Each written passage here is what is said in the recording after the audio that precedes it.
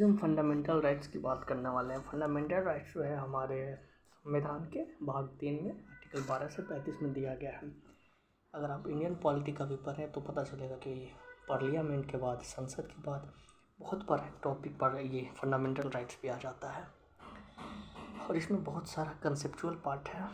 हम बस कोशिश करेंगे इसमें कि कंसेप्ट को ही कवर करें। तो शुरू करते हैं। हम आर्टिकल से शुरू करेंगे क्योंकि इसमें बहुत सारा फीचर्स दिया हुआ है। हम कुछ फीचर्स की भी बात कर लेते हैं जो बहुत इंपॉर्टेंट है। सबसे पहले फंडामेंटल राइट्स जो है वो एब्सोल्यूट नहीं है, सैक्रोसेंट नहीं है। कहने का मतलब कि इस पर रीजनेबल रिस्ट्रिक्शन लगाया जा सकता है। दूसरा, फंडामेंटल राइट्स एक लीगल राइट्स है, मतलब ये जस्टिसिएबल है, ये इन्फोर्सेबल है। मतलब कि अगर आपका फंडामेंटल राइट्स का वायलेशन हो रहा है तो आप कोर्ट जा सकते हैं। हम आगे बात करेंगे कोर्ट जाने के लिए क्या प्रावधान है, कौन सा अनुच्छेद यहाँ पे हम उपयोग में ला सकते हैं। तो हम आर्टिकल 12 से शुरू करते हैं। आर्टिकल 12 जो है वो बात करता है, मतलब राज्य की परिभाषा देता है। और ऐसे जब आप DPSP की, मतलब आज जो पार्ट 4 में है 36 से 51 तक है, जब आप DPSP की आर्टिकल पहला मतलब 36 पढ़िएगा और 12 पढ़िएगा, मतलब 12 मतलब कि फंडामेंटल राइट्स का, तो आपको पता चलेगा कि ये दोनों में डिफाइन स्टेट जो सिमिलर दिया हुआ है। हम अगेन कंसेप्ट बस पकड़ रहे हैं, बाकी तो बहुत कुछ है, हर कोई जान जाता है, पढ़ लेता है। आर्टिकल 13 इसमें 2 है। ऑर्डिनरी लॉ की बात करता है, वायलेशन पे जुडिशियल रिव्यू की बात करता है। मतलब इंडिपेंडेंट एक पावर है जुडिशियरी का, जुडिशियल रिव्यू का। बेसिक स्ट्रक्चर डॉक्ट्रिन का वायलेशन हो रहा है तो जुडिशियल रिव्यू किया जा सकता है। आर्टिकल 14 जो है इक्वल प्रोटेक्शन ऑफ लॉ और इक्वालिटी बिफोर द लॉ की बात करता है। मतलब हम इसमें थोड़ा सा बताना चाहेंगे, इक्वालिटी बिफोर द लॉ जो है वो नेगेटिव रेफरेंस में है और equal protection of the law जो है वो पॉजिटिव रेफरेंस में है। कैसे? अगेन ब्रीफ में, इक्वालिटी बिफोर द लॉ बात करता है no one can be above the law, मतलब कोई भी पर्सन नहीं हो सकता है। लेकिन इक्वल प्रोटेक्शन बोलता है कि ठीक है, लेकिन आप इक्वल प्रोटेक्शन दीजिए ना। तो प्रोसीजर स्टैब्लिश्ड बाय लॉ की बात करता है उसमें, और इसमें बात करता है due process of law. Article 15, article 15 जो है, अगर इसको अगेन हम कंसेप्ट पे बात करना चाहते हैं, आर्टिकल 15 जो है एजुकेशनल इंस्टीट्यूशन में रिजर्वेशन की बात करता है, एजुकेशनल इंस्टीट्यूशनल में।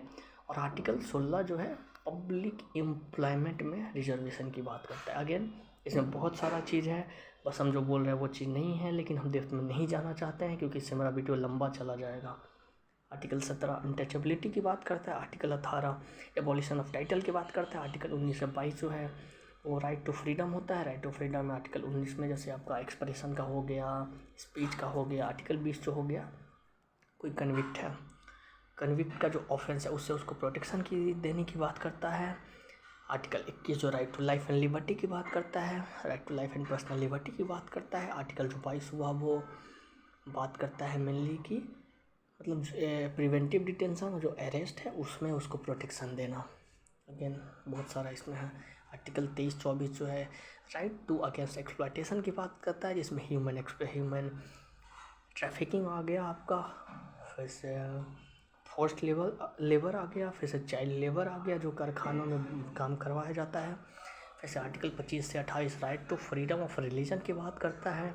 इसमें कॉन्साइंस मतलब कि अंतःकरण की प्रैक्टिस की, फिर से उसको प्रोपेगेट करने की, फिर से रिलीजियस इंस्टीट्यूशन बनाने की बात करता है।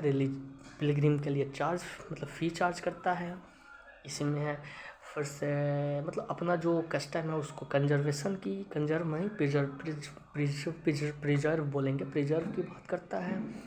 फिर से आर्टिकल 29-30 जो हो गया वो अल्पसंख्यकों की अपना जो इंस्टीट्यूशन है, अपना जो भाषा है, इसको प्रिजर्व करने की बात करता है। लेकिन आर्टिकल 29 जो है वो दोनों में है, मतलब दोनों में, मतलब कि only not talks about minority, also talks about any other.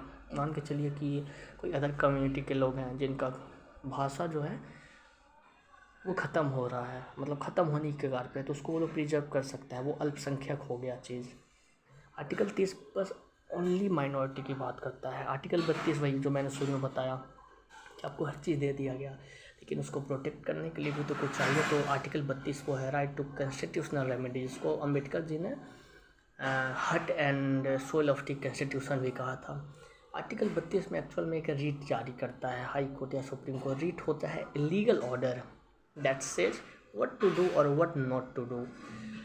और आर्टिकल 32 में रीट जो है 5 तरह की रीट को मतलब जारी किया जाता है। मेंडामस हुआ, सेटिरोरी हुआ, फिर से क्यू वारंट हुआ, फिर से हैबियस कॉर्पस हुआ, और भी एक रीट है।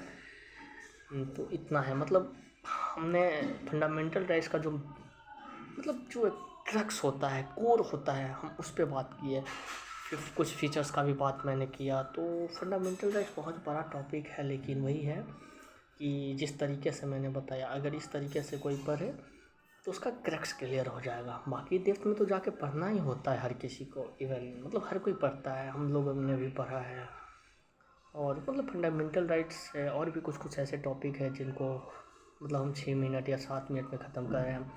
इट्स नॉट फेयर, मतलब ये 7 मिनट का वीडियो डिजर्व नहीं करता है। आई नो वेरी वेल, लेकिन थोड़ा समय की कमी के कारण हम ऐसा बना रहे हैं। मतलब मेरा कोई पर्पस नहीं है ये कि मतलब व्हाट एवर यू कैन मतलब थिंक अबाउट, बस ये है कि थोड़ा टाइम मिलता है जो पढ़ते हैं, थोड़ा सा खुद को कि चलो भाई कर लेते हैं, बस नथिंग मोर। कि मतलब what ever lots of people thinks about lots of areas की क्या है कि नो, मतलब my purpose is not nothing more.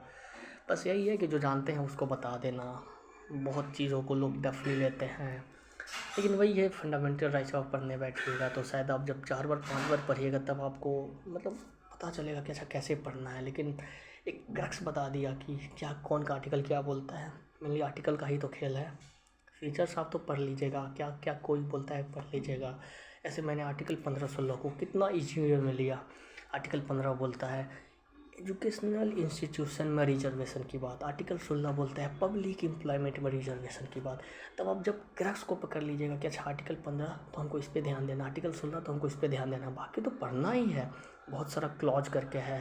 Article 15 में 6 क्लॉज है, आर्टिकल 16 में 6 क्लॉज है। जो छठा क्लॉज अभी फ़िलहाल जो रहा है मतलब 2019 में 103वां संविधान संशोधन, जो EWS को 10% on the basis of economically, आर्थिक बेसिस पे उनको रिजर्वेशन मिलता है। तो अगेन वो सब भी पता है, लेकिन वही है एक क्रक्स मैंने बता दिया। इससे आप इजीली पढ़ सकते हैं फंडामेंटल राइट्स को अगर चाहे तो।